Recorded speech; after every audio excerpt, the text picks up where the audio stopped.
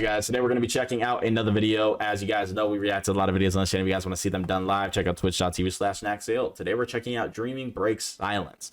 Yeah, I've been on my philosophy drive recently. Not even just philosophy, but like anything that has to do with like the concept of our reality, or I guess that would be falling lines of like philosophy, but like just like supernatural, like anything outside the norm of just thinking normally. I don't like the consistency of every person saying, oh, you can't think like that, you can't do that, but why can't we do that? Why can't we think like that? Why can't we ask these questions? So if you guys want to see more videos like that, let me know in the comments down below. And without further ado, let's go. Really know why you dream. We humans know more about solar systems light years away than we do about our nightly hallucinogenic bedtime stories. Sure, we know that you mostly dream during rapid eye movement or REM sleep, and we know that REM sleep has a lot to do with forming memories.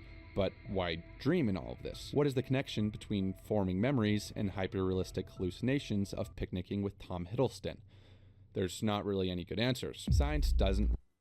Oh, he had that dream too? No, I'm just kidding, but this is going to be an interesting video because it's going to take a lot out of my brain. It's going to be like a 6-minute video, probably into a 20-minute video with certain things that he says that are going to hit a lot more on the mark of like what I want to say. But right now I'm kind of just listening. Really know, but there are theories, and every theory falls under one of two umbrellas. One side claiming that dreams have a primary function, and the other side saying that dreams are an epiphenomenon, or for those who only know regular person words, collateral damage of other primary functions. Okay. Meaning it's pretty much just an Easter egg of the brain. The primary function people look at it like this. So it means it's like nothing important. By hooking people up with wires that during REM sleep, you are most often experiencing negative emotion, particularly anxiety. So these scientists reason that dreams are then to prepare us for threats, so we will be able to act in the midst of anxiety in the real world, claiming that dreams are an evolutionary trait, that early humans that dreamed anxieties were... I feel like claiming everything like about evolution is just so simple, and it's just a simplistic way to explain everything. Not that I don't believe in evolution, obviously, but because it does exist in some form in one way or another. It's just like I feel like everybody goes, well, evolution. This is why. This is this. This is that. Come on, bro. More prepared to face actual events because they have felt the anxieties under maybe different circumstances in their dreams. So the scarier dreams you had, the more prepared you were. The epiphenomenon people look at it from a different standpoint. They have the idea that during REM sleep, the unconscious part of our brain is sorting memories, throwing out the useless information and really dialing in what's important. So the theory goes that the electrical impulses created whilst this is going on is detected by our conscious brain, and our cortex just kind of gets confused with all this noise and throws together a story to make sense of it, creating a dream. Also, because it's your cortex, it will usually incorporate things that you think about often, hence why sometimes you'll dream of being fed grapes by Tom Hiddleston. This category of thinking says that dreams don't serve any purpose, and instead they're just a random byproduct. The problem I have with that standpoint is that our bodies have seemingly gone great lengths to ensure we're... But doesn't that kind of contradict itself though? Not him, the saying of the epidodor blah blah whatever, right? Because they're saying that you're having a dream and it's throwing out the memories that you don't need, as if it's like sorting and doing this job of like sorting your memories so it doesn't overpile or something like that, right? That's kind of the concept I'm understanding. And what he's saying with that, like, fine, makes sense, but then they also say in that same line of belief is that you have these dreams that are coming from things you think about often. So our brain is getting rid of things that we don't need, but also incorporating things we think about often. It seems kind of like almost contradictory, because it's like, well, why are we thinking about such pointless things if we're also getting rid of the things we're thinking about, are things we're getting rid of, and they're just being thrown into a dream? Like, because wouldn't that make you think about it more, especially if you remember your dreams in a vivid fashion? Able to dream. For example, during REM sleep, your brain inhibits motor neurons in the spinal cord, essentially vegetabilizing you while you sleep so you don't act out your dreams. It's like your brain is going out of its way to dream. There are also cases where dreams themselves have seemingly helped people process information, going contrary to the idea that they are purposeless. For example, in 1845, an inventor named Elias Howe had been obsessing over an idea of a machine with a needle that would go through the cloth for you. But he had no idea how it would work. One night, he had a strange dream where he was about to be cooked by cannibals. Unfortunately, they didn't have Tom Hiddleston back then. The cannibals were dead. Bro, what? How does he have a dream about cannibals? Like, where does that come into Dancing play? around him with spears, about to throw him in a fire, but he noticed something strange about their spears. Each one had a small hole near the tip. When he woke up, he couldn't get the image of the strange spears up and down motion out of his mind. He then realized that was the key to making his machine work. Move the hole from the back of the needle, like how it's done by hand, to the point of the needle, like the spears. So it's thanks to a dream that he realized the technological possibility. God damn. God, brother. I thought we were talking about sleep, but now I'm locked in on this. That motherfucker had like this idea, right?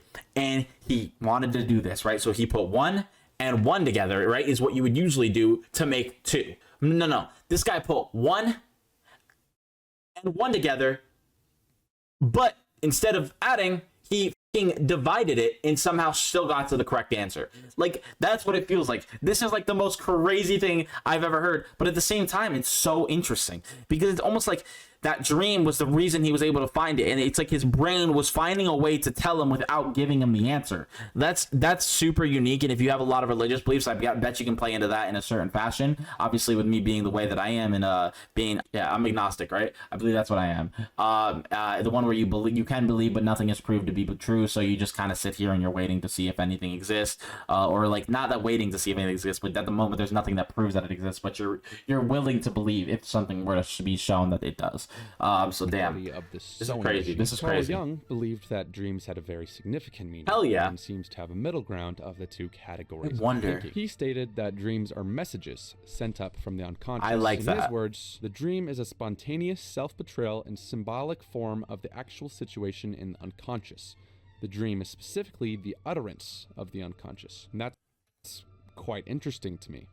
Now, this isn't set. It's like reading a book, right? And there's a lot of meanings to that book. There's a lot of situations that happen in this book, but there's only one true, true message. Like, there's a lot of different messages, but there's one message that clearly is defined way more than the rest. Be it a smaller message that isn't seen, but is still the whole underlying effect of the story, or one that is pushed straight in your face that you obviously know is the clear message. But there is always one idea behind this book from the author or whatever, right? There's just one message that they wanted to get across more than any other in the book, be it that there may be other ones in there, but that have a lot less meaning to you or to the author themselves.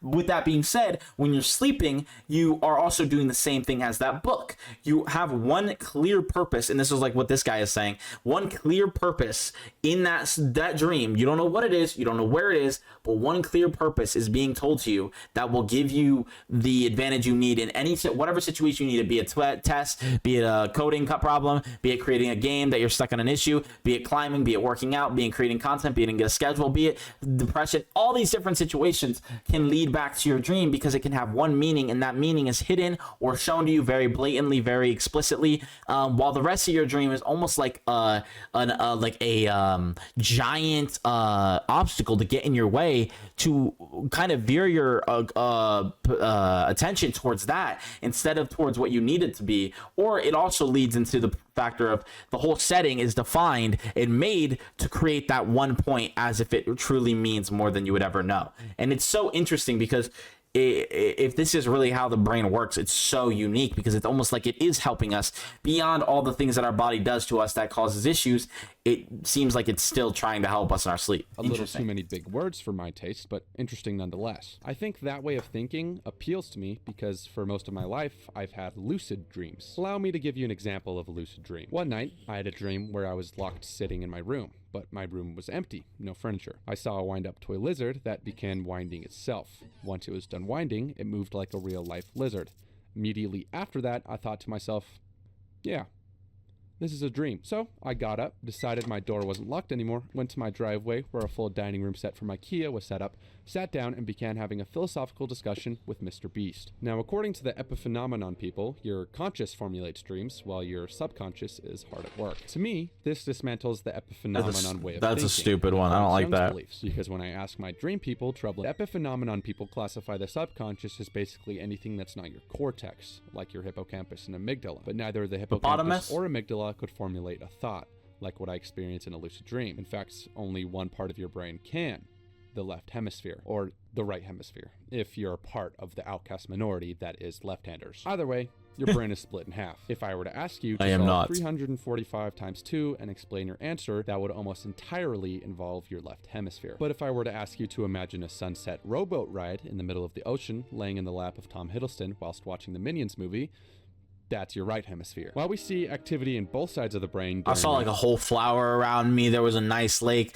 I don't really think there was even any sun, but it was a nice like it was just a nice lake. It wasn't like super blue. It wasn't super gross. It was just nice. The boat, I didn't really see the boat, if I'm being honest with you, but I was laying on his lap, and then there was flowers all around us, and we were on a boat. It looked like that boat because he showed me a boat. Specific part that lights up, the right temporal lobe, or more inclusively for you left-hand weirdos, the non-dominant temporal lobe. This part of the cortex is involved in learning and remembering nonverbal information like visuospatial material, music, and the cinematography of that one Tom Hiddleston movie. Okay, so you are processing information during REM sleep then. That seems clear, but my observations during lucid dreaming seems to contradict the idea that dreams themselves are just collateral. Maybe it has something to do with the corpus callosum, which connects the two.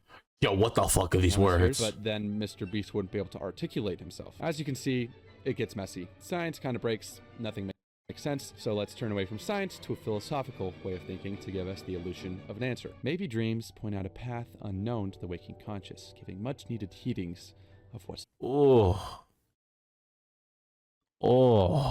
The path may seem hard and wary. Like this is dependent on your dream, of course. The path may seem hard and wary, but keep going forward. Or you are pushing too hard and you need to slow down. It holds a message, like I was saying, that goes beyond the normalcy of your brain thinking, like when you're awake, and it gives you this information as if it's helping you, and not in a scientific way, but in an emotional way that connects with your heart and the way you feel and the way you've been feeling. Damn. In the form of Tom Hiddleston. That is so funny. He got locked in on that Tom Hiddleston shit. That was a W video. Holy shit. Who the guys who made this video? Go check the link down below. Of course, they're always down there. They're always going to be down there. This period. This is such a good video. So stupid, but like not stupid in the sense of like stupidity, but such a stupid idea, but it's such a valuable idea, my like mindset. Like some people would look at this and they'd be like, what? Science, sleep breaks science. And the way he talked about the things he said, they were almost underlying of like joking, but at the same time, he was holding such a serious notion to it that it made you want to keep watching, as well as the jokes playing such a beautiful part. Such a beautifully crafted video in so many different ways. I said stupid, but I didn't mean stupid in the way of like stupid at all. It feels like it'd be stupid, but he made it so well that it feels so dignified and so unique in a way that the word stupidity doesn't even come close to understandingly, like to even understanding this. Like saying this is stupid, like I did in the beginning, just like not really actually understanding that meaning is like, even though that was like 30 seconds ago, the point of what I'm saying is it's not stupid. This is so unique and intelligent. I love it. Holy shit. Fuck, man. I love sleep. I love the concept of sleep. I love dreams. I love everything. So I love this video.